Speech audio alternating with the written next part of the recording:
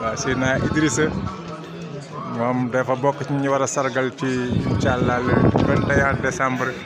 bis bi nga xam ne mooy bisu sargal bi nga xamante ni mooy bisu Wakana ak sargal jàmbaari Serigne Touba yi di koy amal dimanche 21 décembre 2025 fii ci kër Serigne Thiagy ci Pikine ànd ko ak waa Kanzul Muhtadin daayira bu mag bu tedd bi nga xamante ni mooy daayira Serigne Touba di taxawal bisu xasaayit bi ba ñëpp di ci roy ba mu yaatu lool ci àdduna ba borom Touba ba Serigne Touba sax ci boppam di ko wooteel boppam kon nag bis boobu lañ ci fas yéene àndal waa Kanz yëpp di leen sargal si seen ñaar fukki at yi nga xamante ni moom la ñu taxawu liggéey bi ba mu toll fii mu toll Seydina Idrissa Ndaw mi nag bokk ci jàmbaari Serigne Touba yi jàmbaari xasida yi jàmbaari lépp lu baax jàmbaari Kanz ñu far ko see sargal ànd ak suñu jëwriñ Serigne Yirim Aw ak mboolem jëwriñ yi nga xam ñoo seq liggéey bi ànd ko ak waa Muxaddamatul Xidma suñu jëwriñ Serigne Aline Diop waaye ànd koog soxna Koddu Kanji Maam Jaara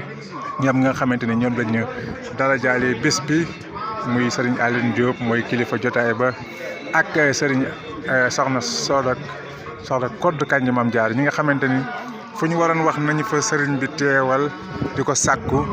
muy Serigne Mountakha wala Serigne Amsatou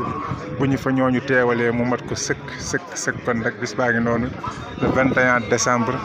2025 ci kër Serigne Thiagy ci Pikine ànd ko waa axlu xasida yëpp waaye ànd ko waa Kanzul Muhtadin fas yéene cee sargal ci njiital sunu jëwriñ Serigne Yirim Aw waaye ànd ko sunu jëwriñ Serigne Aline Thiam jëwriñu kër Serigne Touba ka Caaroy Pikine waaye ànd ko mboolem jëwriñ Serigne Amidou Ndaw